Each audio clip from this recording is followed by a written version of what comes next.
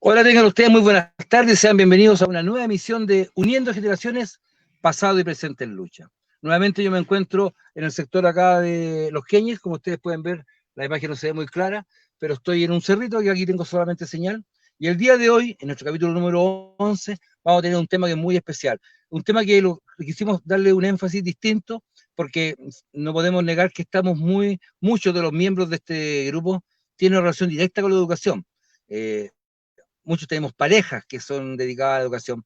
Yo también tuve una pareja que está dedicada al profesorado. Las conductoras del día de hoy, porque hoy día no voy a conducir, sino que voy a hacer solamente la presentación para dar paso a este importante tema que es educación y constitución.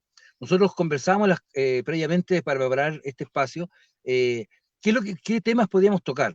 Nosotros nos damos cuenta de que de un tiempo a esta parte la calidad de educación, los intereses de los profesores, el interés del Estado, en qué tipo de educación entregar a la gente, es muy cuestionable. Para poder abordar esos temas, voy a presentarle a ustedes a Alejandra y a Maritza. Gonzalo, se le pueden poner en pantalla. ¿Quiénes ellas? Aquí viene Alejandro Lido. Profesora, hola Alejandra, ¿cómo estás? Hola, Y muy acá bien. está, en mi otro costado está, o abajo ahora está Maritza. Bueno, chicas, yo las voy a dejar tranquilas para que puedan conversar con los invitados y puedan así comenzar este espacio de Uniendo Generaciones. Bueno, Pasado, buenas presente, tardes. lucha, educación y constitución. Bien. Buenas tardes, compañeras y compañeros. Hola, Maritza, ¿cómo estás? Hola Alejandra, lo más bien, muy contenta. Qué bueno. Bien, vamos a comenzar este programa, Uniendo Generaciones, haciendo una pequeña reseña histórica de lo que ha sido la educación en Chile. Eh, Voy a empezar leyendo entonces Historia de la educación chilena.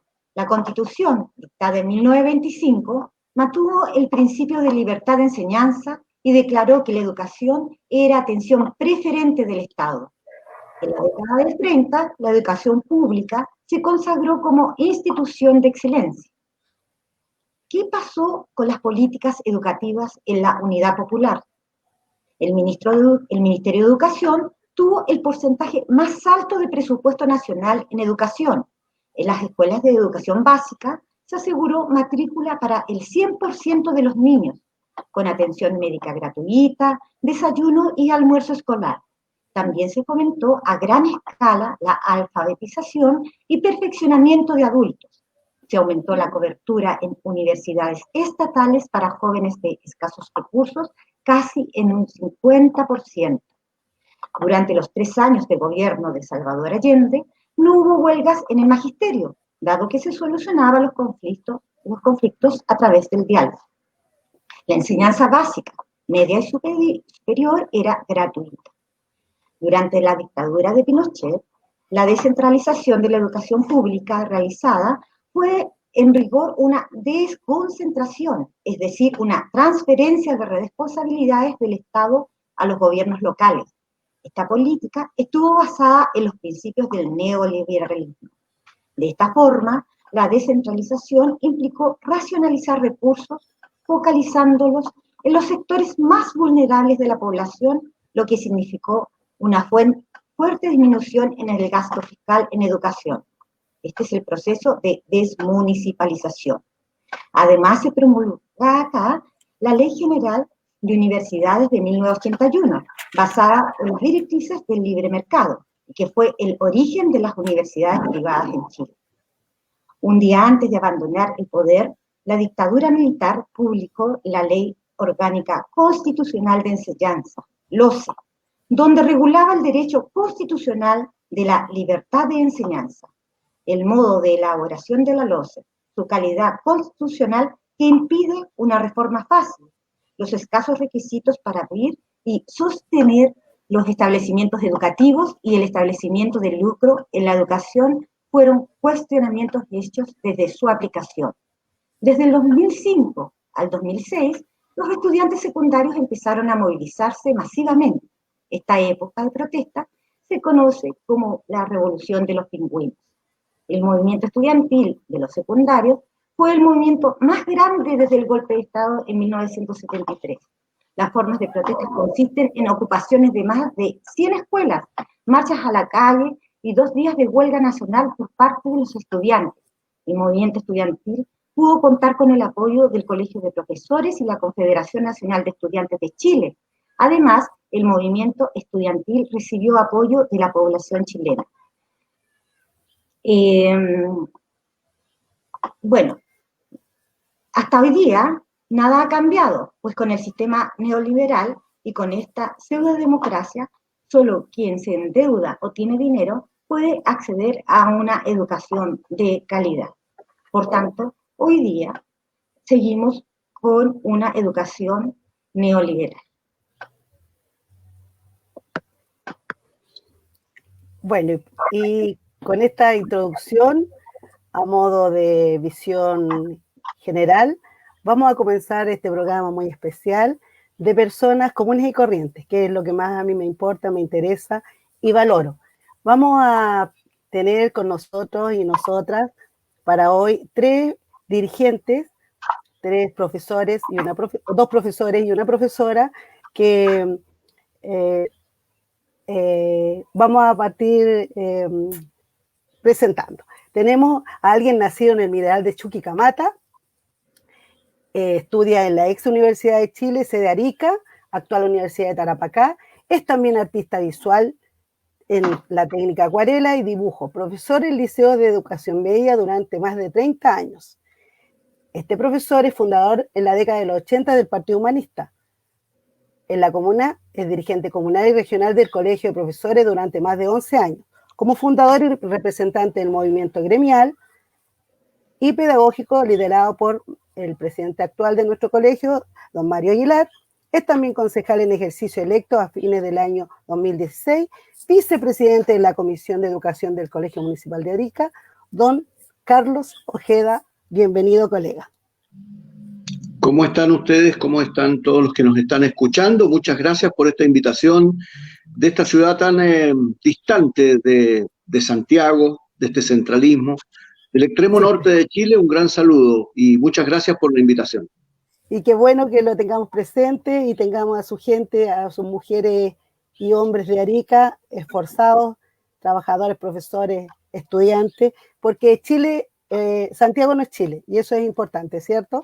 También tenemos, damos la bienvenida a nuestra colega, Catherine Rosa Segovia, es docente y abogada. Mire qué esforzada esta mujer de nuestro país.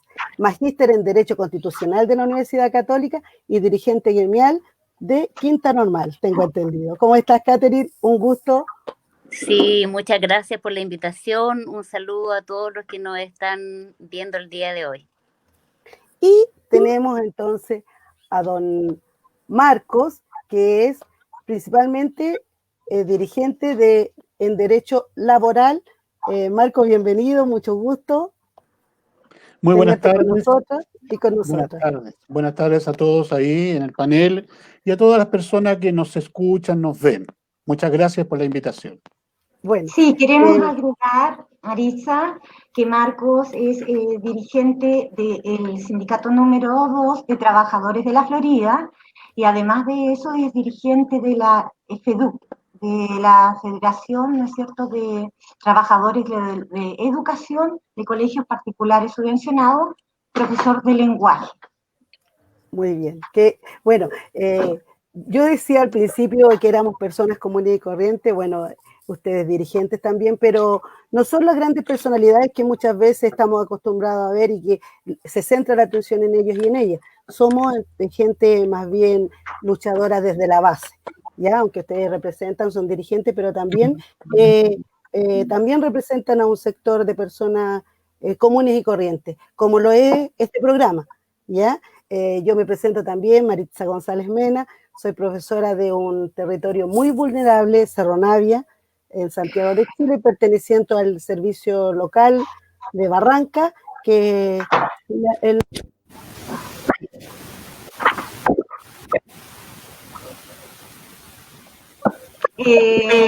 bueno, parece que nuestra colega no se muteó un poquito. Maritza, bueno, continuemos. Ya, continuemos entonces, pues. Mientras Maritza, ¿no es cierto?, pueda tomar de nuevo esta conducción. Bueno, queridos colegas, vamos a empezar ya con con una pregunta muy importante, que es con la que vamos a iniciar. Estamos pensando, ¿no es cierto?, en esta nueva constitución, en votar esta nueva constitución ya próximamente, y por tanto nosotros queremos saber qué es lo que va a pasar con la educación dentro, ¿no es cierto?, de esta redacción de la nueva constitución. Entonces, a ustedes tres les quisiera hacer la siguiente pregunta. Nosotros sabemos, ¿no es cierto?, que hasta hoy el Estado es subsidiario, ¿no es cierto?, de la educación, cumple un rol subsidiario. ¿Qué opinan ustedes acerca del Estado como ente subsidiario en torno a la educación chilena? A ver, vamos a partir por Carlos. Bueno, muchas gracias. Sin lugar a duda que tú hacías un encabezamiento antes de este programa muy interesante, que da cuenta cómo la Constitución del 80 perjudicó gravemente la educación. Yo soy nacido en un pueblo prácticamente, como Chuquicamata, y me eduqué en un colegio particular, porque existía en ese entonces la escuela particular, el colegio particular, que lo financiaban del propio bolsillo quienes tuvieran para cancelar la educación, y existía la escuela pública. Eso duró hasta el golpe militar, es decir, aparece una modalidad distinta y una forma diferente de financiar la educación, que es a través de este Estado subsidiario, donde hoy día los estudiantes son tratados como mercancía, porque se financia la educación por asistencia de alumnos, porque existe la figura de un sostenedor, y a partir del año 81, en la Constitución del 80, y se pone en vigencia el año 81, entran a administrar educación comerciantes, empresarios, grupos religiosos, y además se le entrega la responsabilidad de la educación a alcaldes, so pretexto, que tú los mencionabas acá, de una supuesta descentralización, de una descentralización que en verdad no fue tal, porque en el fondo todos estos alcaldes, como estábamos en dictadura, estaban elegidos al dedo, eran alcaldes designados, no eran alcaldes elegidos democráticamente. Pues, por lo tanto, esto ha sido tremendamente nefasto, porque aparecen alrededor de 4 formas o estilos de educación distintas en base a este modelo, y aparece el principio de la segregación. Se empieza una segregación social a través de la educación. Y acá lo grave de esto es que está relacionado con colocar la libertad de enseñanza por sobre el derecho a la educación. El argumento que tienen ellos es decir que acá el apoderado tiene que tener la libertad de escoger dentro del mercado de la educación, en medio de la oferta educacional, tiene que tener la libertad de escoger el colegio, el liceo, la escuela donde quiera tener a sus hijos. Y ese argumento que existe hasta hoy es tremendamente negativo para la sociedad chilena, porque va segregando a la población educacional. ¿Por qué colocaba mi ejemplo? Yo me eduqué en una escuela particular, donde había también hijos de obrero, habían hijos del zapatero, del carpintero, porque las escuelas particulares también tenían una modalidad de incluir con becas a estudiantes de menos recursos, pero que tuvieran una buena condición como estudiantes. Entonces tú convivías con estudiantes de distintas clases sociales, con distintas características sociales, y eso permitía un intercambio muy rico en términos sociales. Termino diciendo que, es decir, cuando la educación se convierte en un derecho social, es mucho más interesante, porque de ahí salió una Gabriela Mistral, de ahí salió una Violeta Parra, un Neruda, de estas escuelas rurales, públicas, donde la educación era de calidad. Y se piensa entonces que en ese pueblito donde a lo mejor hay muy poca población, a lo mejor hay 100 habitantes, Cuando la educación es un derecho, el Estado tiene la obligación de colocar una escuela y colocar profesores, aunque sean 3 o 4 los estudiantes. Pero a lo mejor ahí está el futuro o la futura presidenta de la República. A lo mejor ahí está un Neruda más, una Violeta Parra más. Es decir, la educación como un derecho nos da la posibilidad de tener mejores resultados que este sistema que tenemos hoy día segregado y donde creo que es fundamental cambiar este Estado subsidiario en esta Constitución que tenemos muy pronto. Ojalá que hagamos ese cambio radical de colocar la educación como un derecho social garantizado para todos los niños, niñas y jóvenes de este país. Cierto, Muchas gracias. cierto que sí, pues, Carlos. Y frente a lo que planteaba Carlos, Marco, tú desde el sector particular subvencionado que viene entrando justamente con el Estado subsidiario que permite esta Constitución del 80, impuesta, por supuesto, ¿cuál es tu visión acerca de la crítica que haces tú a esto? Más que hablar de un rol subsidiario del Estado, yo prefiero obviar esa palabra. Yo creo que no responde a lo que la ciudadanía del país necesita, entendiendo que la educación debe ser un bien esencial para una nación, cualquiera que ésta sea. Por lo tanto, en la nueva Constitución, efectivamente, el rol de la educación debe ser fundamental, sin apellidos. Debe ser entendida como una labor esencial. Si no es así, vamos a seguir repitiendo lo que hasta el momento se ha dado. Nosotros vivimos una época en que la educación pública primaba, pero esto poco a poco se fue desdibujando, se le fue dando más participación al área privada. Pero el área privada no busca como objetivo final el bien común. Pueden haber excepciones, como en todo orden de cosas, pero en general el área privada busca responder a intereses particulares de quienes son los que están a cargo de los establecimientos educacionales. No es el mismo rol que cumple el Estado chileno. Por lo tanto, desde mi punto de vista, más que hablar de un rol subsidiario, que se ha hablado mucho durante muchos años de que ese es el papel que debe cumplir el Estado, debiera de ser un papel absoluto, total, de hacerse cargo de la educación, en términos que sea una educación, primero que nada, gratuita, que cualquier persona pueda acceder, independiente del lugar que habite, de la situación económica y de todo nivel, por cierto. Estoy hablando de la educación preescolar hasta la educación superior. Si entendemos, si es que efectivamente entendemos, y este es un tema no solo de las autoridades, sino que también de toda la sociedad, la población. Toda la sociedad, la población entiende el rol fundamental de la educación, entiende que a través de la educación podemos salir adelante. Eso es lo que hoy día tenemos que aspirar. No solo que esté en la Constitución nueva como un absoluto, sino que además tenemos que generar en paralelo una construcción cultural en donde toda la ciudadanía empieza a entender que la educación no es un tema de los profesores, que es un tema que nos tiene que a todos involucrar y que nos va a ayudar a desarrollarnos en todo orden de cosas, porque a veces estamos muy pegados, especialmente en la época que hoy día vivimos, en que tenemos que desarrollarnos, pero aquí llamamos desarrollo, al desarrollo material, al tener bienes, a tener acceso a la producción, y hay naciones que han puesto mucho énfasis en la educación, lo tienen como un bien absoluto, y puede tener menos riquezas materiales, pero tienen mucha educación y eso ha ayudado a que sea una nación que se entienda entre ellos, que sea dialogante y que además sea capaz de salir adelante pese a las adversidades que pueda presentar las riquezas del país.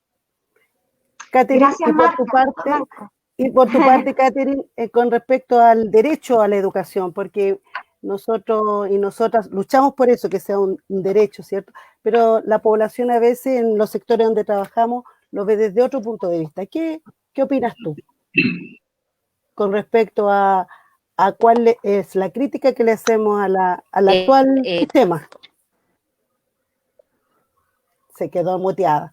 Bueno, ¿sí? Bueno, yo comparto justamente ¿Me escuchan? Sí. ¿Sí? Hola. Se escucha mejor, pero está un poco la imagen, pero se escucha bien. ¿Ahora sí? Ya, perfecto. Ah, ya, perfecto. Eso es lo importante, que se escuche bien. Bueno, yo comparto y coincido con las reflexiones de los colegas que me antecedieron en relación a que es importante cambiar justamente el modelo que actualmente nos rige en la actual Constitución y principalmente, como hablaban anteriormente, respecto del Estado subsidiario. Creemos, tal como tú señalabas, Marisa, que el derecho a la educación debe estar garantizado por el Estado y este debe, en definitiva, velar porque esto se cumpla transversalmente. No olvidemos que la escuela, creo yo, es la cuna de las desigualdades, es donde se produce efectivamente las mayores desigualdades. Vemos justamente que en nuestras poblaciones, donde actualmente nosotros nos desempeñamos, lo palpamos eso, palpamos también el desincentivo, por decirlo de alguna forma, de los alumnos justamente por esta brecha que se abre y que a veces se torna inalcanzable, ¿cierto? Entonces, creo que es importante fortalecer el rol que tiene el Estado, principalmente en la educación pública, y eliminar de raíz, efectivamente, como decía Carlos, el derecho subsidiario, porque ¿qué es lo que dice este derecho subsidiario? Que en definitiva el Estado se abstiene, ¿cierto?, para que los particulares puedan responder ante ciertas necesidades. Y creemos justamente que hay derechos que efectivamente tienen que estar garantizados en la Constitución 100%, como es el derecho a la educación, y entendido también como un derecho social. Y bueno, la verdad es que yo creo que ese es el camino donde debemos alcanzar, y también no olvidar que el rol de la educación es formar personas, en definitiva, de forma integral. Nosotros vemos que estas pruebas estandarizadas que nosotros también comentamos siempre y que reprobamos todos los años, ¿cierto? Es lo que finalmente acrecienta, como les decía yo, la brecha esta de la desigualdad. Por tanto, hay que entender, en definitiva, que la persona está en el centro y mirada como desde un aspecto más integral. La educación también mirada desde esa perspectiva para poder avanzar, ¿cierto?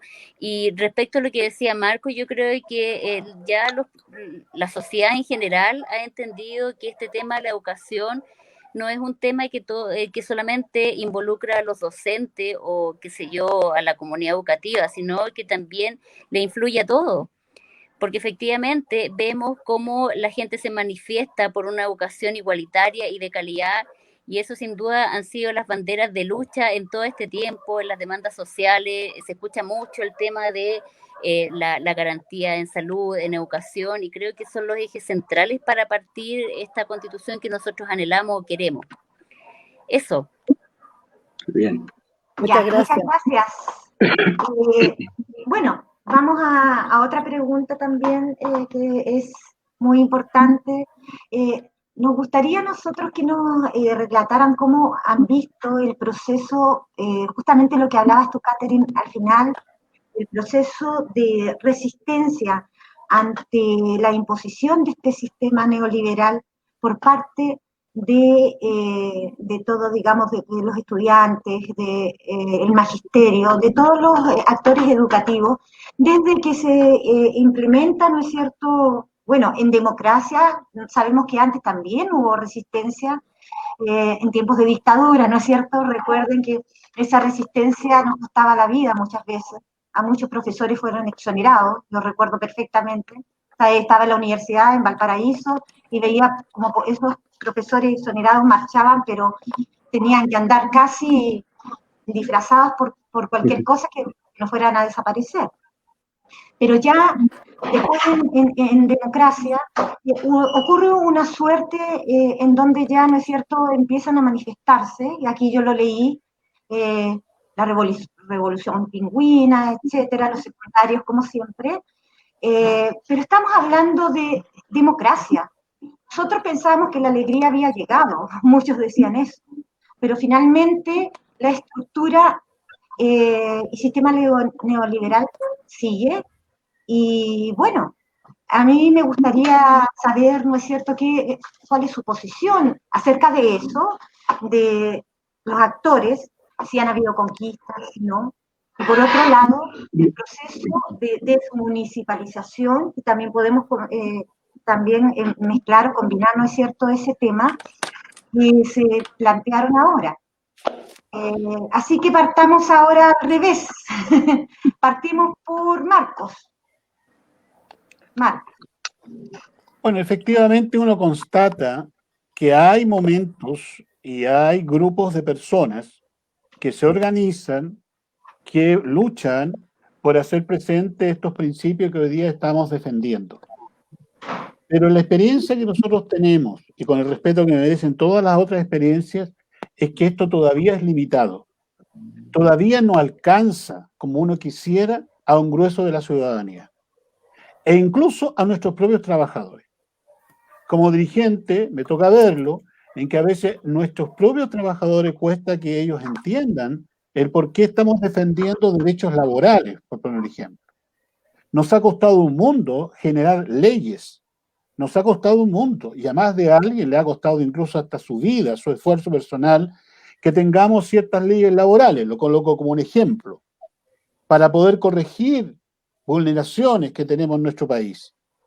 Pero ocurre que a veces nos encontramos con que nosotros mismos las pasamos a llevar, no las respetamos y terminamos siendo parte del mismo sistema que estamos criticando. Por lo tanto, aquí se requiere, vuelvo a lo que yo dije en la pregunta anterior, que junto con constatar dónde están nuestras fallas, dónde no estamos funcionando bien como sociedad, más allá de quién sea el autor, necesitamos en paralelo ir generando una cultura en la cual todos nos hacemos responsables de llevar adelante estos cambios. Cuando queremos cambiar la Constitución, no estamos queriendo crear un día feriado más en el calendario. Estamos haciendo algo muy importante para la historia de nuestro país, pero que puede terminar en letra muerta si no hacemos que en paralelo vamos generando una cultura en que nosotros sí nos preocupa proteger, defender, promover nuestra nueva Constitución. Porque hoy día lo que tenemos es que hay gente que está dando la pelea y la lucha, pero falta mucha más gente que se sume. ¿Y cómo hacemos que esa gente se sume a estas luchas? ¿Cómo lo hacemos? Por lo menos yo sé que hay gente que dice, ya está bien, logramos que un grupo se movilizara, saliera, pero antes de empezar la entrevista yo les contaba a los que me preguntaban que había un gran nivel de inmovilidad y que a veces uno se pregunta por qué. Porque a veces tenía razón en algún tiempo, por ejemplo, yo cuento la experiencia de los profesores, que estos no se movilizaran porque tenían miedo a la no renovación de sus contratos. Lo doy como un ejemplo. En tu sector sobre todo, ¿cierto? ¿Tú te refieres? No, el sector municipal estoy hablando porque como federación también tenemos un sindicato municipal. Y el temor era que no eran titulares. Bueno, llegaron leyes especiales que convirtieron esos contratos de plazo fijo en titulares y seguimos con miedo. Seguimos con un problema de cómo movilizamos al gremio. Entonces, esas situaciones, lejos de ser pesimista, yo lo veo como un gran desafío. Y un desafío histórico y muy épico, muy bonito. ¿Cómo construimos una épica distinta? Los más viejos sabemos que en la época de Pinochet fuimos capaces de construir una épica. Fuimos capaces de entusiasmarnos, de vibrar con un cambio para este país. Pero ahora como que de alguna manera nos hemos mimetizado con el sistema, ¿ya? Y por favor no estoy rebatiendo culpa, estoy solamente constatando un hecho cultural, nada más, ¿ya? Entonces, ¿cómo salimos de ahí? Esta lucha, por eso yo decía, no solamente del profesorado, hay apoderados que sí les importa lo que pase, pero hay otros que están todavía convertidos en simples espectadores de la realidad, como lo están también los propios trabajadores. Por lo tanto, si la pregunta es, ¿hay lucha? Hay lucha, pero todavía muy reducida. ¿Cómo lo creamos para que sea más gente? Es un bonito desafío que tenemos que asumirlo. De ninguna manera entrar en negativismo, que la historia está perdida, que ya no sabemos qué hacer. No, eso no va con nosotros. Pero por lo mismo, pongámonos a trabajar y creo que este programa de ahora, el valor que tiene, y lo felicito, es justamente ir construyendo una nueva cultura. La cultura de la participación, que es lo que apuntamos con la nueva Constitución. Que también apuntemos, y ojalá sea así, que sea la ciudadanía empoderada la que resuelva la forma de redactar la Constitución. Quienes están en el Congreso ya tuvieron su oportunidad. Y no lo lograron, por las causas que sea. Si no, no estaríamos hoy día discutiendo una nueva constitución. Hoy día la ciudadanía tiene que ser capaz de empoderarse y debemos ser capaces de confiar también en la ciudadanía, que puede carecer de expertise, puede que cometa errores, pero no podemos Pero esperar... tiene la experiencia, la vida. Exacto, pero no podemos llegar a esperar el día en que todo esté perfectito. Entonces, en distintas áreas, ustedes lo suyo con este programa, nosotros los dirigentes gremiales, creando una cultura en las bases, haciendo que la gente se empodere. Nosotros estamos en esa labor hoy día, empodérate, ¿ya? Defiende tus derechos, participa. Creo que todo eso tiene que ir acompañado de este gran cambio constitucional que pretendemos hacer. Y Marco, gracias. Yo creo que nosotras las profesoras somos un ente muy importante en ese sentido. Catherine, tú, ¿cuál es el desafío? Me parece interesante lo que plantea Marco, porque nosotros como profesores y profesoras hemos llevado una lucha de hace muchos años, desde siempre quizás, poniendo el énfasis en cambiar la Constitución, siempre lo planteamos, ¿cierto? Pero tú, Catherine, desde tu sector ¿cuál es el desafío que nos corresponde ahora en la lucha actual? Bueno, yo efectivamente represento también a un municipio que donde viene la escuela pública, ¿cierto? Y finalmente creo que los desafíos, como yo coincido también con Marcos en el sentido de que efectivamente no siempre son todos los que se integran a los movimientos y siempre hay que estar tratando de sumar, convencer, pero efectivamente porque creo yo que ha tenido tal trascendencia el modelo neoliberal, cierto que de alguna manera eso ha conllevado a tener o a palpar que esto trasciende mucho más allá de lo que uno cree que es, que sea la economía o el libre mercado, todo eso, sino que también ha permeado aspectos individuales nuestros. O sea, la gente es mucho más individualista, la gente, la verdad es que no se preocupa a veces mucho por lo que le está pasando al otro y cuesta efectivamente en las movilizaciones llevar a gente, convencerla, y eso yo creo que es principalmente por el modelo mismo que nos ha llevado a esa posición.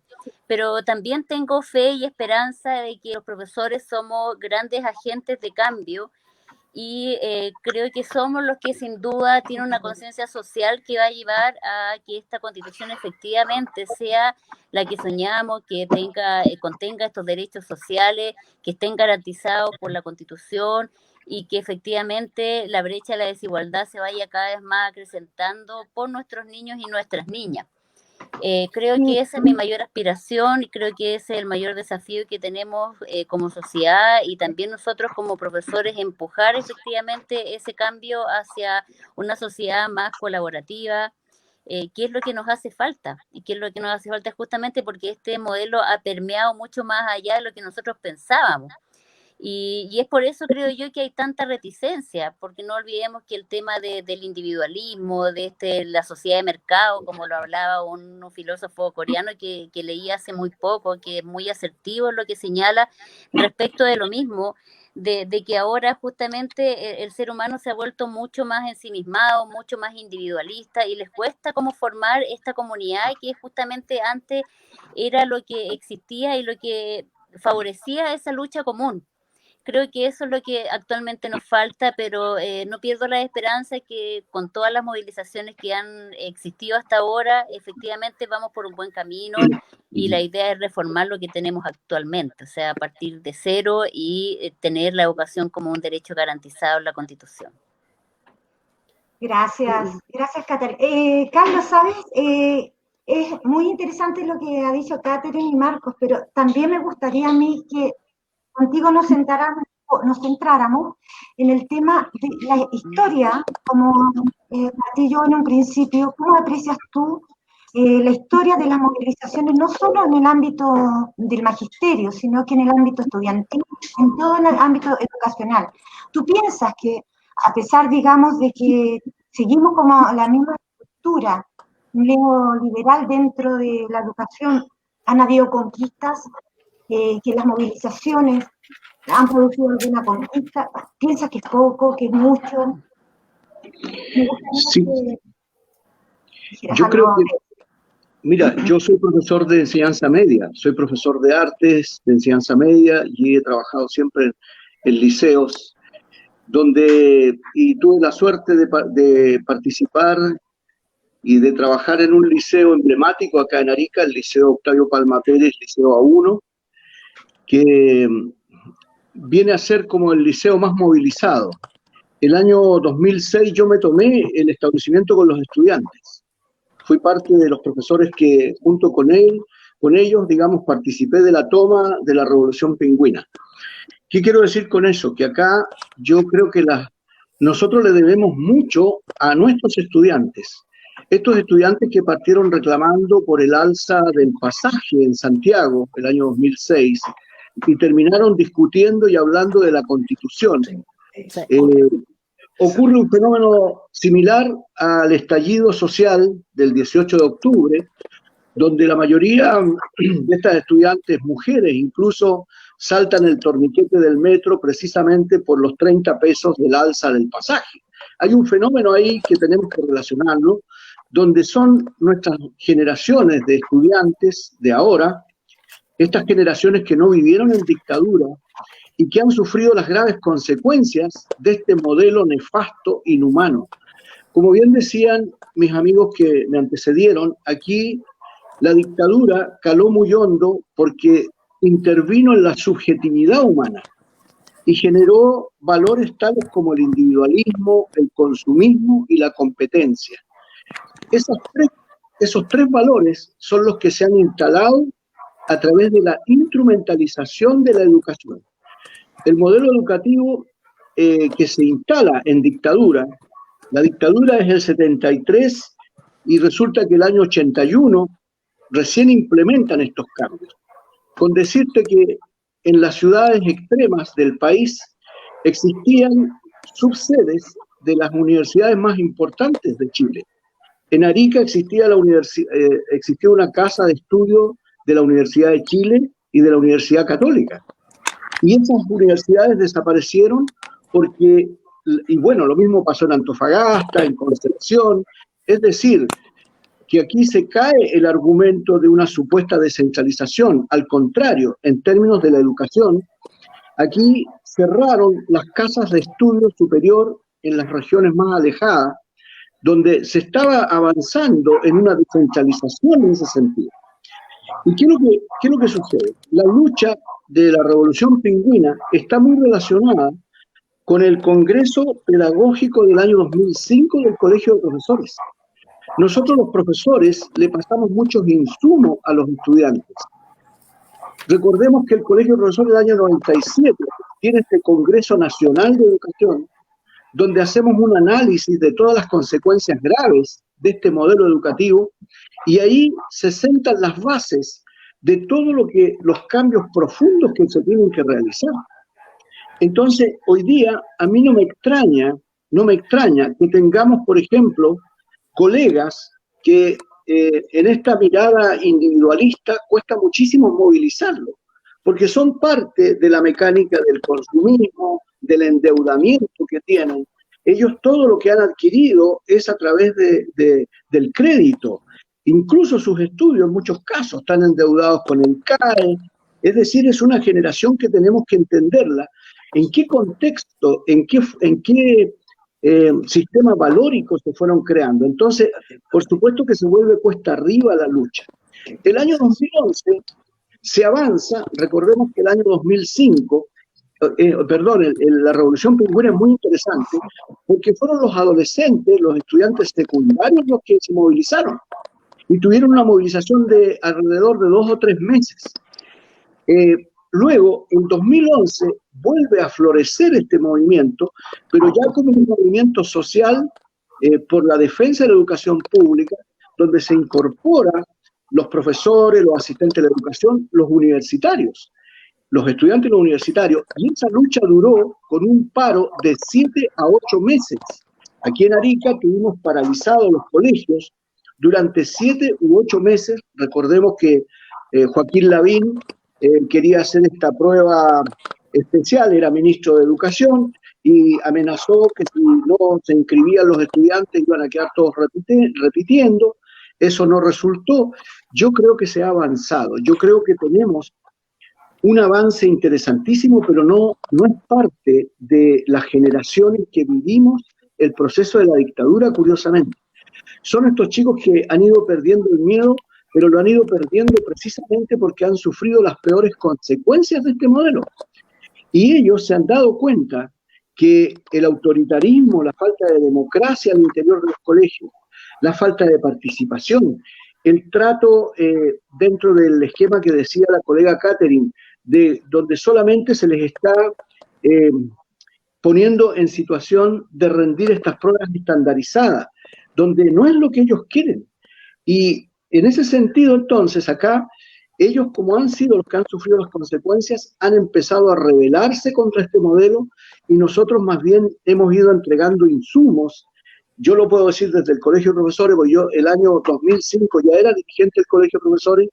El congreso pedagógico que hicimos en 2005 es tremendamente valioso.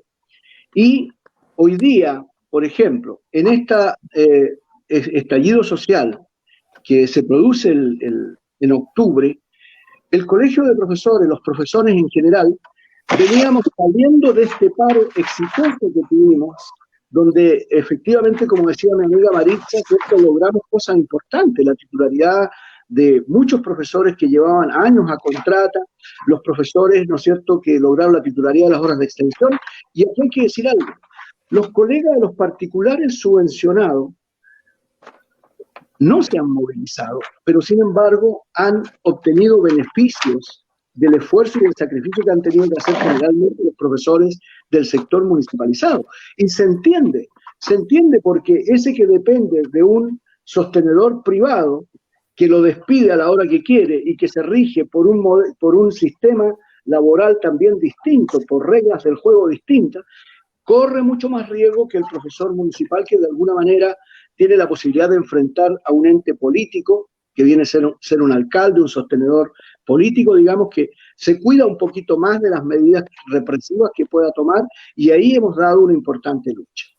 Carlos, pero en esa movilización que tú nombras, también los particulares subvencionados, más de alguno participó, se organizaron, participaron y están en un constante deseo de saber, de conocer y de participar. Así que yo también quería acotar que quizás es todo un desafío de sumar más gente, pero nosotros y nosotras vamos bien. Recordemos que el 8 de marzo, la marcha del 8 de marzo de 2019, 800.000 personas, mujeres, marchamos. Así y el es. 2020 reunimos 2 millones. Entonces, Así que es. se van sumando, que estos problemas, esta problemática que tú dices, que se vive, nuestros niños y niñas viven diariamente, han ido sumando. Quizás yo tengo la suerte de trabajar en un sector que somos muy participativos en todo esto, pero que el desafío se ha planteado y que los profesores tenemos harto que decir de ello, ha sido, y vamos en muy bien pie, porque el 18 de octubre lo constata. Sí, hay una cosa que yo quisiera agregar. Sí, disculpa, solamente en lo que tú te refieres. Yo entiendo, sí, los particulares subvencionados nosotros los vemos acá. Aquí en Arica el 70% de los estudiantados está en manos de colegios particulares subvencionados. Es una vergüenza. ¿Y sabes por qué? Porque estos han acá utilizado a los estudiantes como marketing, ¿no? Una bonita fachada, un lindo uniforme, y le han colocado un nombrecito en inglés, North American College o Junior College. Entonces, también ha entrado, claro, en esta cosa, como decía mi amigo Marco, que aquí hay un trasfondo cultural donde la gente de alguna manera también se ha puesto un poquito arribista, y depende de donde tienes el niño, en qué colegio lo tienes, de alguna manera eso te da un cierto estatus, por un lado, y por otro lado, que la crítica que se le hace a los colegios municipales es que siempre están en paro, que siempre están, pero ¿cómo no? Si son los que han tenido que enfrentar, ¿cierto?, estos cambios muy necesarios y muy profundos. Bien, una pregunta que es muy necesaria para todos ustedes, que tiene que ver con el tema de la desmunicipalización. si bien todos, bueno, queremos que la educación vuelva al Estado, como fue antes, en la historia, de alguna u otra manera, ¿no es cierto?, fue evolucionando, pero siempre en el fondo estuvo en manos del Estado. Y bueno, ahora se produce el tema, ¿no es cierto?, que es la desmunicipalización, en donde hay detractores, en donde hay gente que está de acuerdo, pero ¿qué opinan ustedes? Y ahí vamos a partir por preguntarle a Catherine, ¿qué pasa con el tema de la desmunicipalización hoy día? ¿Estás de acuerdo? ¿Qué piensas sobre los servicios locales de educación? ¿Crees que esta desmunicipalización se hizo de una forma correcta en donde los profesores y estudiantes hayan quedado bien, en mejores condiciones? ¿Cuál es tu opinión acerca de este fenómeno de desmunicipalización ahora? Bueno, yo creo que esta desmunicipalización con la implementación de los servicios locales de educación no cumplió con las expectativas que todos tenían, y eso quedó de manifiesto porque fue justamente lo que nosotros luchamos. Y qué mejor que Maritza, que también nos puede decir y detallar, porque ella trabaja también en un servicio local de educación, en el servicio Entiendo Barranca. Sí. También mi hermana trabaja ahí en la escuela 416 de Cerro Navia. Y justamente vemos que la implementación de estos servicios locales ha sido nefasta, que ha chocado con la realidad, donde en este caso el sostenedor, una persona ajena absolutamente a la realidad de los establecimientos y las comunidades educativas, toma muchas veces decisiones muy erráticas, muy de verdad arbitrarias muchas veces, y la verdad es que nosotros, bueno, por lo menos yo y con las personas que hemos conversado con experiencias muy cercanas, creemos que ha sido nefasta esta implementación, que va a tener que reevaluarse. Creo que ahora dentro de este año se iba a reevaluar efectivamente cómo han ido funcionando estos servicios locales, porque finalmente fue una improvisación, creo yo en lo personal, y que no cumplió con la expectativa y que no era nada de lo que se esperaba. Bueno, nosotros como colegio de profesores lo manifestamos desde el día 1, pero lastimosamente siempre se imponen ciertas medidas, sobre todo en el ámbito de la educación, sin consultar, creo yo, a los entes que más conocen de la materia, y principalmente en las escuelas mismas, en las comunidades educativas, que es importante siempre escuchar. Entonces ahora justamente vemos estos servicios locales de educación que están muy desarraigados de las realidades locales de las comunidades educativas. Entonces, por lo mismo creo que ha sido una implementación nefasta y que habría que reestudiar el modelo para no seguir cometiendo los mismos errores, pero vemos que se ha ido replicando en distintos servicios locales y no ha sido la excepción. En ninguna parte yo he escuchado que ha dado resultados. Entonces, por lo menos yo desde mi experiencia muy cercana, tengo mi hermana que trabaja justamente como docente en uno de los servicios locales, mi cuñado también, entonces creo que ha sido nefasta la implementación y que habría que repensarlo y reestudiar nuevamente, porque es mucha la inversión y el resultado ha sido nefasto. Eso. Gracias. Marcos, ¿y qué opinas tú? Considero importante ir al espíritu de las cosas. Cuando aquí el profesorado ha señalado en distintas épocas de la historia reciente que quiere un cambio, no habló de salir desde el municipio para ir a otro ente intermedio. El discurso que siempre hubo fue volver al Estado chileno. Y eso no se ha conseguido, no se ha logrado. Los servicios locales de educación no son el Estado chileno, es otro sostenedor con otro disfraz, punto. Por lo tanto, la lucha que originalmente existía de volver algún día al Estado chileno sigue vigente. Dicho eso, uno evalúa el servicio local de educación y lo que escucha hasta el momento, lamentablemente, son el mismo tipo de opinión que acaba de dar la colega. Muchos problemas de operación, problemas de pago, problemas de arraigo con la gente que está alrededor. Incluso hay trabajadores de unas comunas que les tocó juntarse producto del servicio local de educación que no quieren en la práctica ser parte de la otra comuna. Y en el fondo lo que ocurrió ahí fue un cambio de maquillaje, fue un cambio estructural, pero no solucionamos los problemas de fondo, porque si uno de los grandes argumentos, o uno de los argumentos que se daban, era que el sistema municipal no cumplía con una serie de leyes vamos a entrar al plano laboral, que es lo que yo más manejo. Bueno, ¿por qué estos mismos problemas los estamos teniendo en los servicios locales de educación? ¿No se suponía que los íbamos a solucionar? Ahora bien, eso demuestra que está mal diseñado el tema, más allá de que tampoco, vuelvo a insistir, no se está cumpliendo con el espíritu de lo que ha sido la lucha por años del magisterio. Yo no escuché nunca que el magisterio dijera, ¿sabes? Saquémonos de los municipios y creemos un ente, un híbrido, algo intermedio. Nunca ese fue el discurso, ¿ya? Nunca ese fue el discurso. Es como lo mismo que pasa cuando el magisterio por años ha dicho, subamos la renta a los profesores a un nivel aceptable, a un nivel digno como sociedad. Y viene el gobierno de turno y dice, ¿quieren eso? Ok, entonces creemos la carrera docente. Para subir los sueldos les vamos a pedir todo este tipo de cosas. ¿Ya? Sí, es que eso es lo que termina pasando. Toman lo que son las peticiones del gremio y aparentan responderlas. Aparentaron en algún momento dado responder a las pretensiones salariales, remuneracionales del gremio. ¿Y qué es lo que hoy día? Tenemos un gremio atormentado, lleno de pruebas, evaluaciones, teniendo que sacar una prueba especial porque no primó el criterio para suspender la evaluación docente, hubo que ir al Parlamento a legislar. Tenemos a un gremio que ya no quiere más guerra con la prueba de conocimiento específico. Muchos de los profesores hoy día presentando casi recursos en los tribunales por los resultados de la evaluación del año pasado, que ya ustedes saben cómo se está manejando, pero con esa gracia de la carrera docente le respondimos al profesorado. El profesorado quería mejorar la renta, listo, aquí está nuestra respuesta. El profesorado quería volver al Estado, aquí está la respuesta, los servicios locales de educación. Entonces, ¿hasta cuándo vamos a seguir con esta lógica de que nos conformen con unas migajas? Del maquillaje. Tenemos que empezar a ser duros, firmes, de principios. Se pidió A y se tiene que dar A, no A', porque lo que hemos tenido en los últimos años ha sido A'.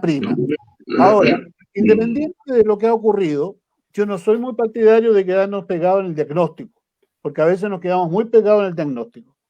Tenemos ya diagnosticado un montón de situaciones que afectan al gremio. La baja participación, yo concuerdo con Catherine que aquí hay un problema cultural heredado de la dictadura, que solo ahora se está dando a conocer en gran magnitud, ¿ya? Pero bueno, ya el diagnóstico está hecho, tenemos un problema de falta de participación, tenemos un problema que los servicios locales de educación no están a la altura de lo que pedimos como gremio, que no fue un servicio local de educación. No, tenemos un problema con la renta de los profesores, que nos fue pedir que nos llenaran de más pruebas para poder ganar más sueldo. No fue esa la petición. Bueno, el diagnóstico está hecho. Ahora, ¿qué vamos a hacer frente a eso? Y ahí es donde yo planteaba lo que yo considero una épica bonita en el sentido de estrujar, no perdone la expresión, y empezar a pensar a la altura de la modernidad también. Porque también tenemos que pensar que tenemos que ir evolucionando en cómo vamos enfrentando nuestra sociedad. La sociedad va cambiando. Los apoderados hoy día van actuando de una manera distinta. No son nuestros apoderados, nuestros padres, cuando iban a ronda de padre apoderado. Hoy día tienen otra exigencia. Nuestros alumnos cambian. Esta situación del teletrabajo actual, ¿qué es lo que está ocurriendo? En una gran cantidad de colegios nosotros constatamos que el empleador no quiere pactar teletrabajo con los trabajadores, pero los tiene trabajando en la ley de la selva. No hay nada que regule. Sin embargo, están obligados a hacer clase, a cumplir horario. Y no hay ninguna ley de por medio, siendo que el teletrabajo es la ley que nos hemos dado en el Congreso. Y no la quieren implementar porque no quieren asumir los costos que significa la implementación, otorgarle todos los implementos al profesor o profesora. Bueno, en fin, yo creo que hay una serie de situaciones que uno dice, ya, el diagnóstico está hecho, ahora, ¿qué hacemos?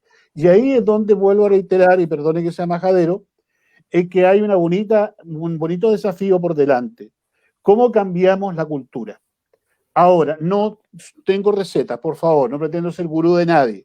Simplemente constato un hecho con lo que he conversado con muchos colegas que hemos hablado de estos temas y de ahí decir, bueno, ¿cómo repensamos nuestra historia a futuro? Eso es lo que me parece importante en este minuto, darle una vuelta, empezar a trabajar en eso e insisto, programas como esto y otras muchas iniciativas van ayudando, vamos pensando, vamos reflexionando, pero mirando siempre adelante, no quedándonos pegados. Es que esto no se hizo, está bien, si es por eso leo el diario, me informo, ¿ya?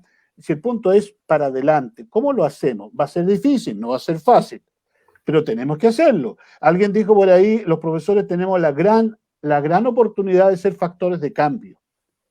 por nuestras manos, perdón la expresión, no es la más correcta, pasan muchas situaciones, pasan los chicos, los jóvenes, en que nosotros tenemos la oportunidad de promover ese cambio, de volver a la antigua participación que se ha dejado de lado. Yo soy de la época en que cuando chico me elegían presidente de curso y hacíamos consejos de curso, pero consejos de curso que no eran para darnos una charla, ¿ya? Era para que la profesora se colocara al final, perdone que sea tan doméstico, ¿ya? Y había una directiva, y ¿qué parecíamos? Eran unos pequeños, pero ya estábamos practicando de alguna manera la democracia.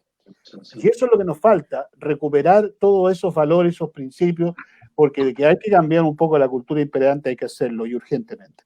Gracias, Marco. Gracias, Marco. Y por ir cerrando, ya estamos casi en una hora de conversación, queríamos, nos vamos a tomar de la reflexión de Marco, y para ir cerrando, chicos, colegas, compañeros, compañeras, ¿cuál sería entonces nuestro aporte, lo que tendríamos que pedir en esta nueva Constitución? Claro, Carlos, como para ir cerrando, o lo que tú quisieras decirnos sobre este proceso que estamos por vivir, como proyección, porque también no nos vaya a pasar lo mismo que planteaba Marco, que pedimos una cosa y nos van a maquillar y nos van a dejar al final otro que es tan nefasto, quizás más complicado que lo anterior, como son los servicios locales. Así es, toman los titulares. Recordemos la jornada escolar completa. Estábamos exigiendo mejora de sueldo, o sea, queríamos nosotros que se financiara mejor la hora pedagógica, que nos aumentaran el sueldo y nos dieron más horas, nos dieron más trabajo, en lugar de valorar mejor el trabajo pedagógico. Bueno, hoy día tenemos una gran oportunidad. Yo creo que los profesores tenemos que entender que somos un ser político social. El rol pedagógico, el rol de un educador, hay que entenderlo y hay que situarlo en el momento en el que estamos. Hoy día nosotros tenemos que tener una gran participación, primero en esta consulta que hay, donde tenemos que esclarecer muy bien a la población que aquí, una vez más, nos traicionaron, porque llegaron a un acuerdo a espaldas de la ciudadanía. Lo que estaba gritando la gente en la calle no lo están preguntando. Lo que estábamos gritando era asamblea constituyente. ¿Qué es lo que quiere la gente? Asamblea constituyente. ¿Qué es lo que exige la gente? Asamblea constituyente. ¿Y qué hicieron nuestros honorables? ¿Qué hizo esta casta de privilegiados y de políticos que hoy día lo hemos tenido durante tanto tiempo, desde que recuperamos la democracia, traicionándonos una y otra vez? Acá no están haciendo la pregunta más importante, y por eso que yo creo que como primera tarea, entender que aquí, así como hay que hacer un cambio cultural, como decía Marcos, es fundamental hacer cambios constitucionales, cambios estructurales profundos donde la educación efectivamente se instale como un derecho garantizado, un derecho garantizado. Eso es muy importante, que se termine con el Estado subsidiario de la educación, donde se deje de financiar la educación por asistencia de alumnos, porque eso solamente le sirve al mercado de la educación instalada, donde hoy día, ¿no es cierto?, están lucrando en base a nuestros estudiantes, los están utilizando como mercancía. Tercero, me parece tremendamente relevante terminar con la figura de sostenedor, esta mirada empresarial de la educación, donde todos los criterios empresariales están insertos, la competencia entre los colegios, la competencia entre colegas, como decía mi amigo Marco. Claro, estos incentivos perversos en la carrera profesional, vas a obtener, depende cuánto tú obtengas, entonces te vamos a aumentar el sueldo. Estamos llenos de incentivos perversos que nos hacen competir entre nuestros pares. Estas pruebas estandarizadas que sirven de marketing para la publicidad de unos colegios contra otros, donde se sigue instalando la lógica de colegios para pobres, para clase media, para ricos, que van segregando esta sociedad. Entonces, lo que tenemos que hacer es que acá tenemos que avanzar en este proceso de asamblea constituyente, que no termina con esta consulta de ciudadana, ¿no es cierto?, del 25 de octubre y tampoco con las elecciones. Es un proceso en el cual tenemos que seguir trabajando y seguir profundizando, y el rol de los profesores, con esta especialidad que tenemos de hacer pedagogía social, de hacer pedagogía política, como decíamos varios acá, influir en nuestro medio inmediato, en nuestros estudiantes, en nuestros apoderados, porque acá, si no hacemos estos cambios profundos en la educación, efectivamente no hay progreso hacia una sociedad más justa, más humana, más democrática, sobre todo más democrática, porque aquí no estamos viviendo en una democracia real, aquí estamos viviendo en una democracia representativa. Y termino diciendo, finalmente, que el Colegio de Profesores ha dado un gran ejemplo. En esta última administración encabezada por Mario Aguilar, con este ejercicio permanente de consultas, de tomar decisiones, la cúpula, la directiva nacional, basarse en lo que le está planteando la base. La base del profesorado es la que determinó una agenda que hoy día resultó exitosa. Cuando se hace un trabajo en consulta a la base, a la ciudadanía, creo que ahí tenemos un botón de muestra de lo que tiene que ocurrir en este país. Y tenemos que entregar entonces ese ejemplo para que ojalá a través de esta Constitución alcancemos una democracia real. Pasemos de la democracia representativa a la democracia real, con muchas consultas, con muchos plebiscitos, de manera que sea el pueblo, la ciudadanía, la que haga los profundos cambios. Incluso los estatutos de la elección del Colegio de Profesores también cambiaron, pues. Exacto. La reelección, ¿cierto? Que es lo que... Exacto. ¿Cierto? Y la agenda se construyó, fíjate, mira el resultado exitoso que tuvo. Más allá del liderazgo de Mario Aguilar, que tiene muchas condiciones, lo importante es que se construyó una agenda en base a consultas a los profesores y profesoras, y se articularon las principales necesidades, y en base a eso, en esta gestión se fue llevando a cabo la movilización con esta última tan exitosa, donde logramos, ¿no es cierto?, que también la ciudadanía comprendiera que no solo nos estábamos moviendo por cuestiones reivindicativas salariales, estábamos hablando acá de cambios profundos en la educación, ¿no es cierto?, como el currículum, como incidir, ¿no es cierto?, en materia técnico-pedagógica, etc. Catherine y Marcos, en 3 conceptos, ¿qué es lo que ustedes propondrían para el nuevo modelo, ¿no es cierto?, educacional dentro de la Constitución, de esta nueva Constitución política? En 3 conceptos. Bueno, voy a partir yo. ¿Me escucho bien? ¿Sí? Sí. Perfecto. Volviste súper bien, con toda la fuerza. Ya, no pensaba que me había ido la señal porque ha estado como medio inestable la señal de internet.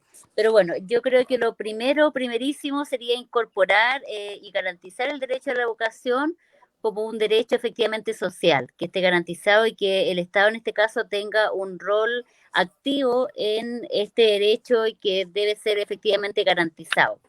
Y también orientado principalmente a la formación integral de la persona. Creo que ahí está el centro de la discusión, porque justamente abordando lo que decía Carlos, estas pruebas estandarizadas lo que hacen es profundizar también en el modelo de competencia, que en definitiva lo que hace es hacer competir tanto a los alumnos, a nosotros los profesores también, con estas pruebas también estandarizadas, como es la prueba de conocimiento específico, y una serie de otros instrumentos que se nos han ido agregando justamente con esa lógica de ir un poco compitiendo y viendo cuál es el mejor, y ese de alguna manera se le va a retribuir en una asignación, ¿cierto?, en una remuneración más significativa, y efectivamente, y por lo mismo creo que debemos ir avanzando hacia un Estado social de derecho que dé garantía explícita, sobre todo en el ámbito de la educación y la salud, que es tan importante, como decía anteriormente, que es la cuna de las desigualdades, y tenemos que ir dejando eso atrás si tenemos en mente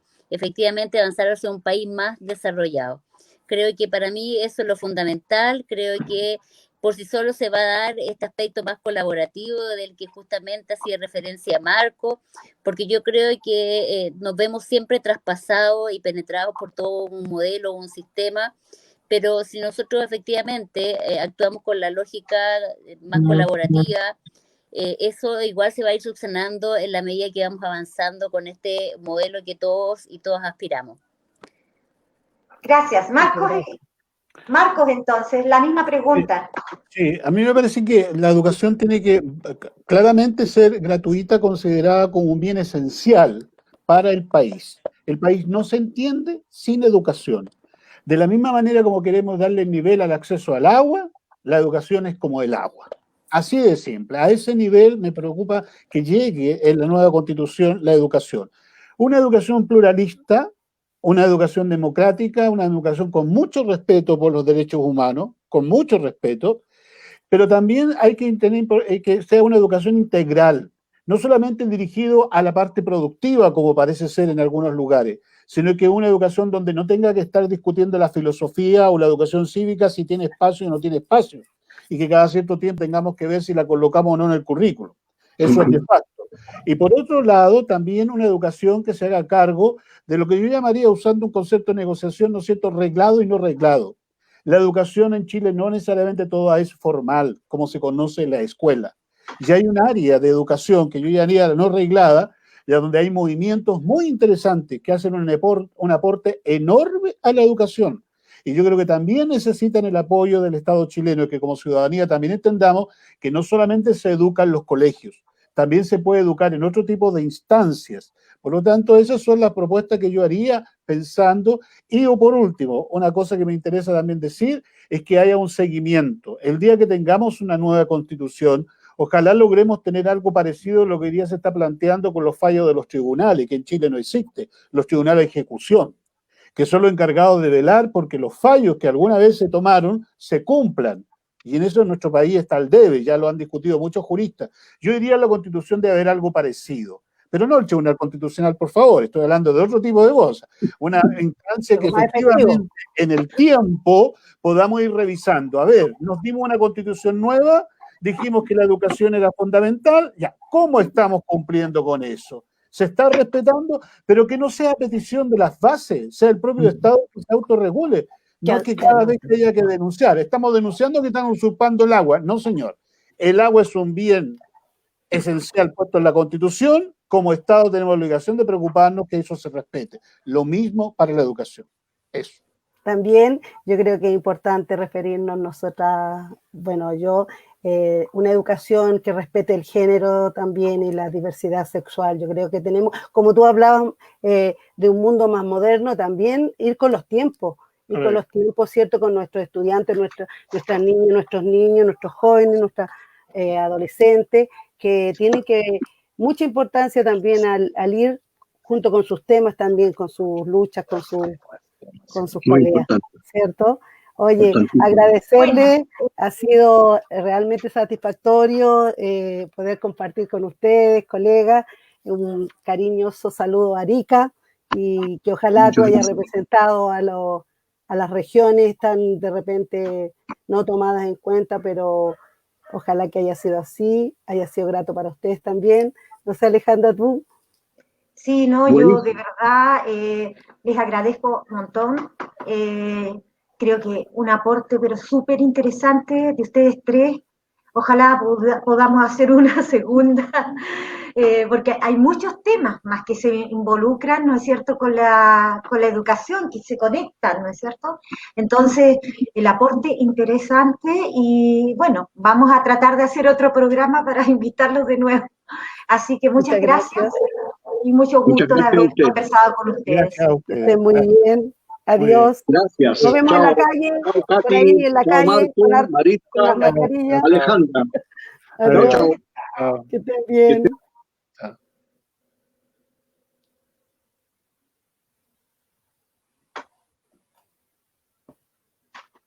Ya. ¿Estuvo bien? ¿Sí? Realmente simpática la gente. Los invitados realmente de alta calidad.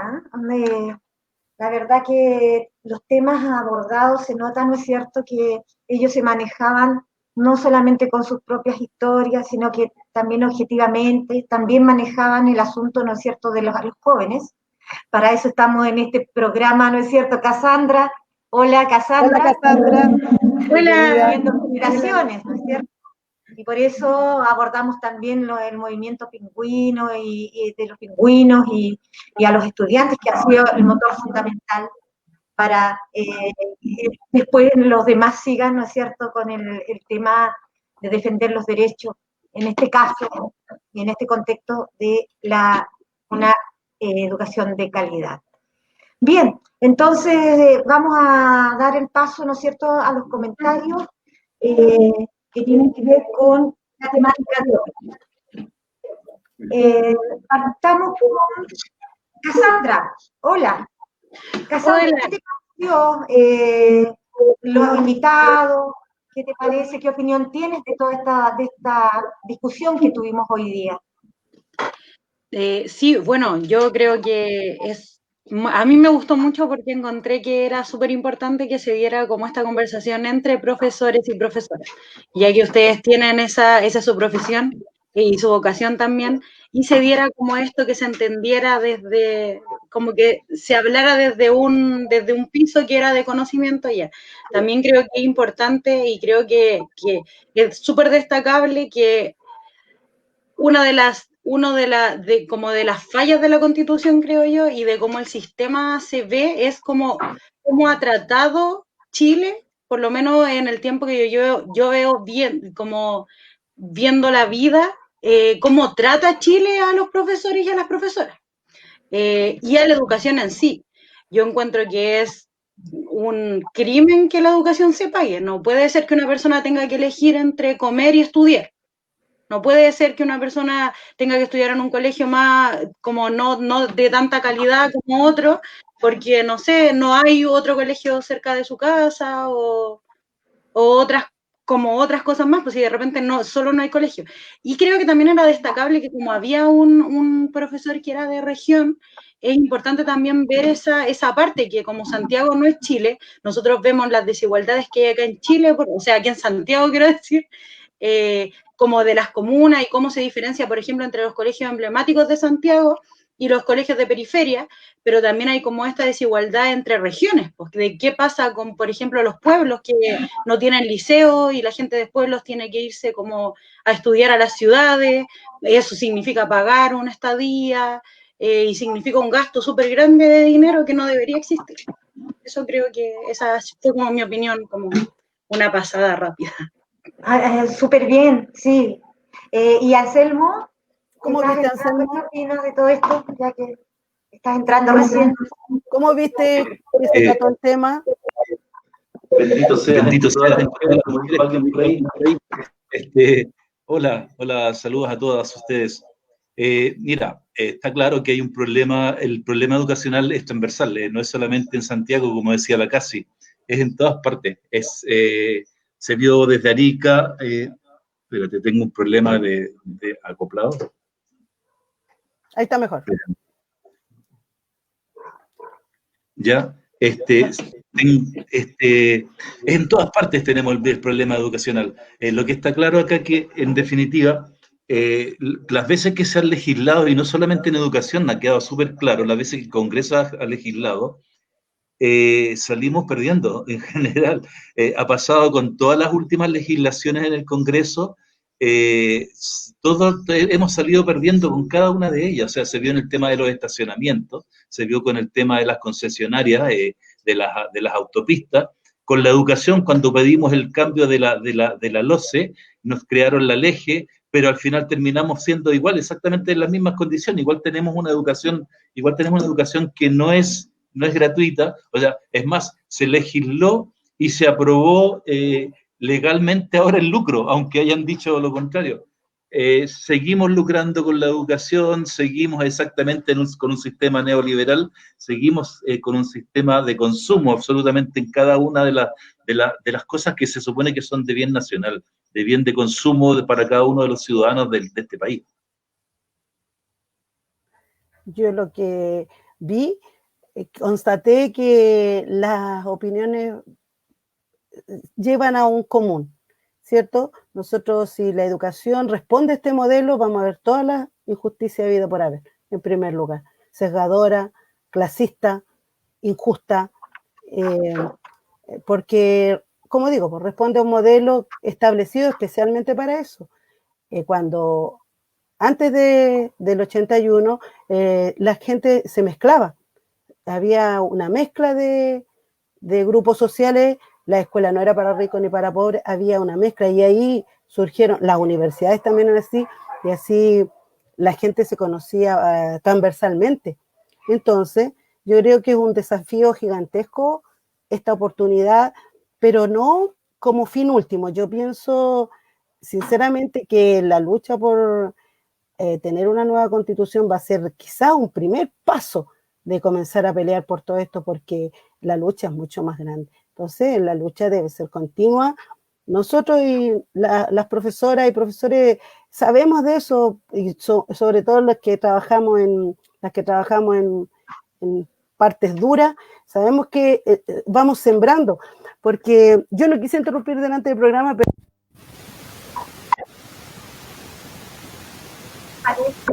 El audio. ¿ahí mejor?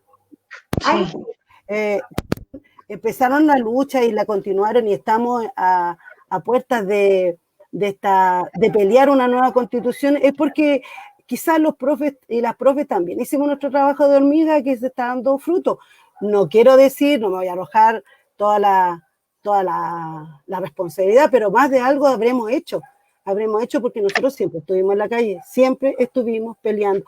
Partimos, se dijo hace mucho tiempo que nosotros sabíamos que la Constitución era el problema, que había que sacar la Constitución. Entonces, ahora este nuevo escenario, yo pienso que es un primer paso a dar, pero que tiene que ver con cómo queremos ver una nueva sociedad. Tiene que ser una sociedad, como ya hemos aclarado, o con una educación para todas y todos, ¿cierto? De mejor calidad, que involucre todos estos conceptos de cultura feminista, de respeto al género, a las diversidades sexuales, a no competitiva, y que lo recuerde el Estado, porque si no, las condiciones van a seguir siendo muy parecidas a lo que tenemos ahora. Así que un primer paso, pienso yo, un primer paso que hay que dar firme, hay que trabajar para seguir hacia un modelo más igualitario. bien. ¿cierto? La verdad que en realidad acá, si nosotros vemos el proceso chileno en términos educativos, en la historia, yo hago historia, entonces es importante contextualizarlo dentro de la historia, ¿no es cierto?, en la educación chilena. Bueno, y esto ha sido a nivel mundial, y a nivel latinoamericano, y a nivel mundial. La educación siempre fue, en general, ¿no es cierto?, para una élite muy reducida. En Europa, por ejemplo, la edad moderna, no todos tenían derechos, eran muy pocos los que tenían derechos a la educación, era gente muy privilegiada. Y bueno, y pasando aquí a América y en Chile, pasó exactamente lo mismo, porque nosotros copiamos, ¿no es cierto?, el modelo occidental. Y es así como, por ejemplo, al inicio, ¿no es cierto?, después de cuando comienza la colonia y todo eso, primero había un problema, ¿no es cierto?, que había una discriminación de género. Es importante, ya que ahora está nuevamente en boga el tema de las mujeres y de poder, ¿no es cierto?, reivindicar nuevamente nuestros derechos con fuerza. Las mujeres en ese tiempo, en el tiempo de la colonia, no tenían derecho a educarse. Y solo tenían una educación de dueñas de casa, y tampoco los chicos pobres menos, ¿no es cierto? Y así fue sucediendo durante toda la época republicana. Recién en el momento, ¿no es cierto?, más o menos después de Diego Portales, después de 1833 se empieza a hablar, después de Diego Portales un poco, cuando se separa la iglesia, ¿no es cierto?, del poder ejecutivo del gobierno, se empieza a hablar de una educación pública. Pero sí, esa educación pública también era en cierto modo elitista. Quiero dar este contexto porque para entender cómo estamos hoy. Y más adelante ya empieza ya con los gobiernos, ¿no es cierto?, qué sé yo, de Pedro Aguirre Cerda y después Eduardo Frei, independiente que nosotros estemos de acuerdo o no, yo estoy haciendo una descripción histórica, ya empieza, ¿no es cierto?, a haber más opción para el tema de la oportunidad para que en la educación primaria, ¿no es cierto?, todos tuvieran derecho a entrar a educarse. Y así ya con Allende, como yo lo expliqué también. Entonces, pero siempre desde la mirada también, ¿no es cierto?, de una educación a cargo del Estado. Con Allende habían efectivamente colegios con los cuales se hacía cargo la Iglesia, pero el Estado subvencionaba a esos colegios religiosos, que eran particulares, entre comillas, subvencionaba bastante. Entonces muchos chicos que eran pobres podían ir a sus colegios igual, porque no pagaban. Y por otro lado estaba la educación pública, que era la mayoría. Entonces, ¿qué golpe y qué trauma ocurre? Y porque digo trauma, porque efectivamente cuando viene la dictadura, todo esto es un golpe casi, ¿no es cierto?, que hace que finalmente todos los que en ese tiempo vivíamos, ¿no es cierto?, éramos más chicos y pasamos de un sistema a otro, finalmente quedamos muy mal, tanto moralmente como del bolsillo. Y ahí yo creo que el tema es darle gracias a la juventud de hoy, en estos momentos, a esos pingüinos, pero también darle gracias a todos aquellos que también pelearon en los 80, porque pelearon en forma clandestina, pelearon, ¿no es cierto?, arriesgando su vida, arriesgando ser desaparecidos. Entonces todos en algún momento fuimos actores activos dentro de la lucha contra este sistema neoliberal y contra, ¿no es cierto?, de tener una educación de calidad igualitaria y digna para todos. Y el desafío continúa. Y el desafío es decirle también a nuestros dirigentes, a todos los dirigentes, que se pongan también los zapatos. O sea, aquellos que no, porque hay algunos que sí, pero que se pongan los zapatos, ¿no es cierto?, y vaya adelante con nosotros peleando para que este sistema sea justo. Eso, de mi parte. Y bueno, hablando de lo que dice también Alejandra, yo creo que es súper importante revisar lo que se enseña, y creo que eso también podría ser un cambio que se tiene que dar para adelante, como que creo que hubo un momento en el que dictadura no se decía dictadura, se decía gobierno militar, o cuentan a Pinochet como un presidente y no como se cuenta como un presidente. Yo me acuerdo cuando yo estaba en el colegio, una compañera llegó con el número no sé cuánto Pinochet. Entonces, creo también que es importante la forma en la que enseñamos. Hay que darle una enseñanza más, como priorizar y evitar el negacionismo de que hubo una matanza, de que Pinochet fue una figura nefasta en la historia chilena y como muchos otros más para atrás. También hay que reivindicar como la historia de las mujeres en Chile, que creo que es algo que no existe como en materia curricular, sino que es como una opción pasarlo o no.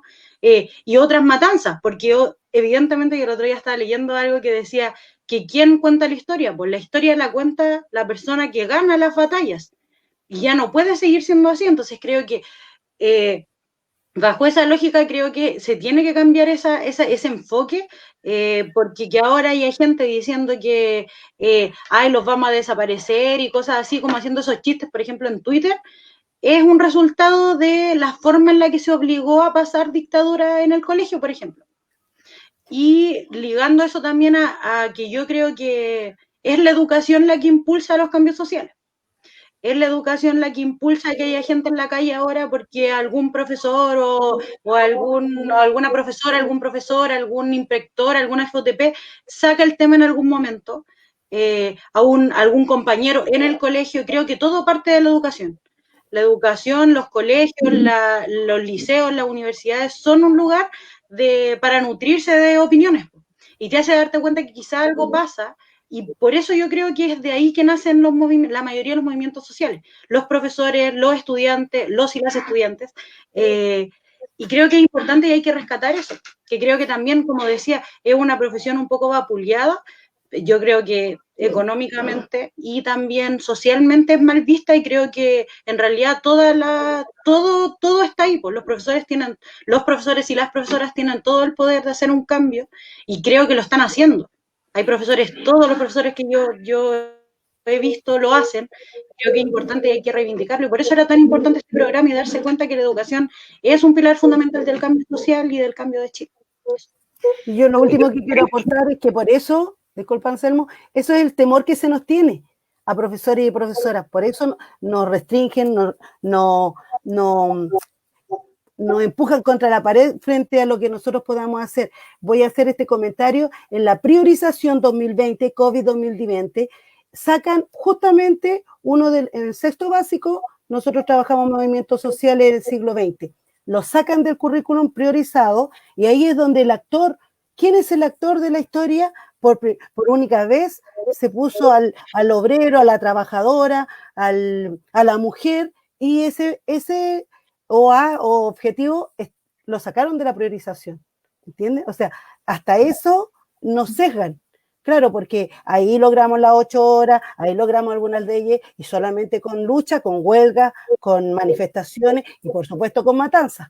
Entonces, el enseñar eso también, ellos le temen, el modelo le teme, y por eso no nos incluyen en su historia, porque la historia lo escriben los poderosos y las poderosas. Lo que pasa es que ahí nuevamente nos damos cuenta de que cómo el Estado chileno ha dejado en manos de otros, de privados, el tema educacional. En general el Estado no se está haciendo cargo de ninguno de los temas profundos de la sociedad. No se hace cargo del tema sexual, no se hace cargo del tema histórico. Por ejemplo, el dejar al libre arbitrio de que cada colegio les diga como quiera al régimen o a la dictadura de Pinochet o el gobierno de Pinochet, es una estupidez. O sea, está claro que fue una dictadura, ¿ah? Pero el Estado, a través del ministerio, no permite que se le diga o deja el libre arbitrio de que cada uno le ponga el nombre y el apellido que quiera. O sea, eso en ese tema solamente, por nombrar uno. Hay otra serie de cosas, o sea, lo que está claro, lo que dijo un poco la Cassandra, lo que está claro son los jóvenes siempre han sido el instrumento de las grandes transformaciones a nivel mundial. No es solamente ahora en Chile, lo vimos con el movimiento de los pingüinos, lo estamos viendo ahora con la revuelta de los chicos a partir del 18 de octubre del año pasado, también lo vivimos nosotros en la generación de los 70 y de los 80. Bueno, lo importante es que tenemos que ver cuáles son las propuestas que tenemos nosotros ahora desde el modelo educacional hacia qué es lo que queremos, hacia dónde queremos apuntar, y vuelvo a insistir en el tema, el rol del Estado con respecto a la educación. No lavarse las manos, el Estado como Estado, y dejar de hacerse cargo. O sea, no solamente de la educación, hacerse cargo del tema de la vivienda, hacerse cargo del tema de la salud y los temas básicos que son para el funcionamiento humano. El Estado, con este modelo neoliberal, lo que está haciendo en definitiva es dejar en manos de los demás y se lava las manos con respecto a lo que pasa. O sea, ellos solamente subsidian, ellos solamente entregan un subsidio para que los demás entreguen educación, salud, vivienda y todo el resto de las demás cosas. Pues sí, por rescatar que si se han hecho cambios a través de la lucha y qué es lo que es la educación, la comunicación y la lucha, que es lo que responde un poco a este programa, ¿cierto? Así que por lo menos algo se está haciendo y eso es lo importante. ¿Sí? Bueno, por último, es importante señalar que quizás la Constitución es una de las vías para cambiar muchas cosas, pero también hay otras cosas que no vamos a poder cambiar a través de la Constitución, y eso que quede claro. O sea, acá hay muchas cosas, y históricamente se ha visto que se cambian a través de la pelea, de la lucha en la calle. Históricamente todos los cambios no han sido, por ejemplo, a través de, no es que yo no vaya a votar, quiero que se me entienda, sino que todos los cambios estructurales han sido a través de las grandes huelgas, de las grandes luchas.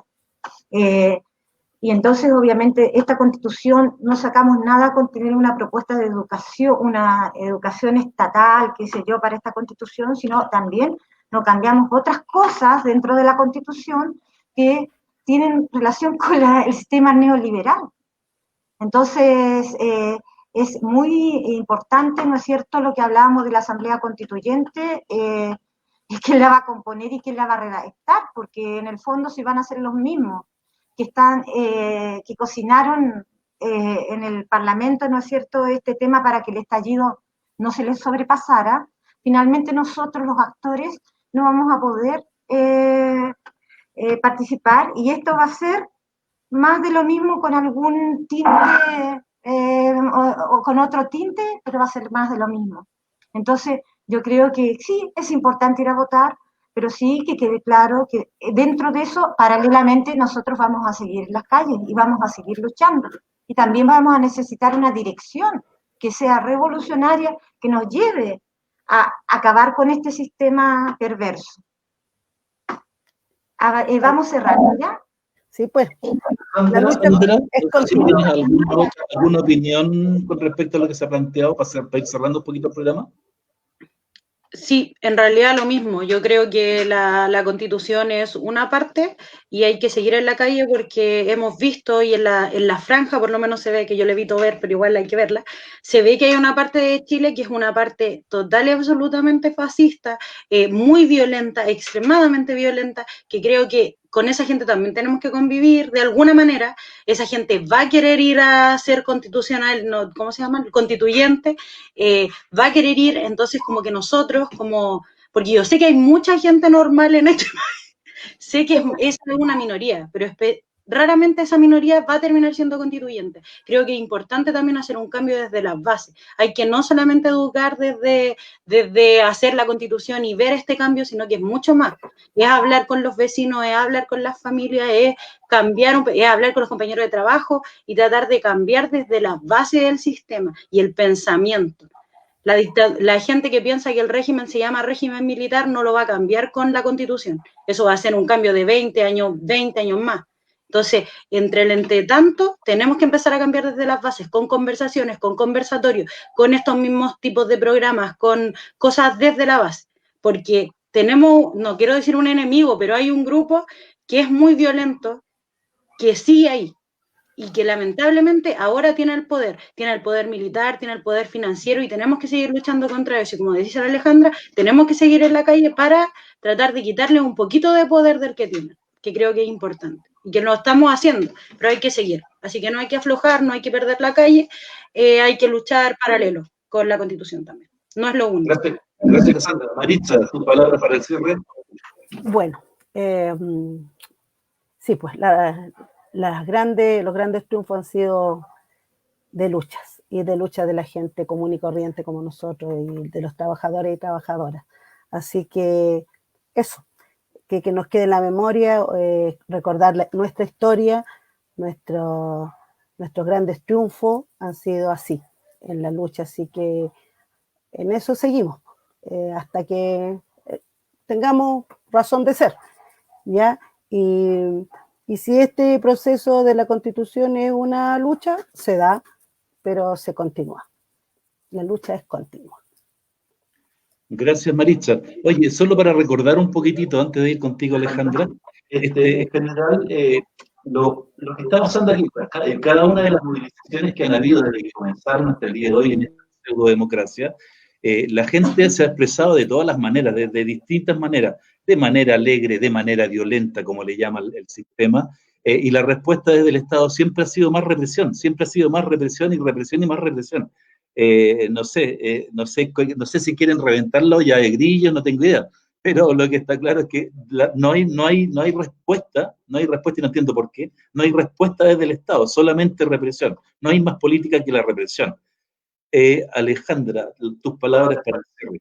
Bueno, yo la verdad que me agradó mucho estar en este programa, le agradezco la invitación y de haber sido conductora, y la verdad que sí, está en un sistema nefasto de represión, pero esto es un triunfo, lo que ha pasado en octubre del 2019, mirado desde el punto de vista de que acá todo Chile salió a la calle, todo Chile.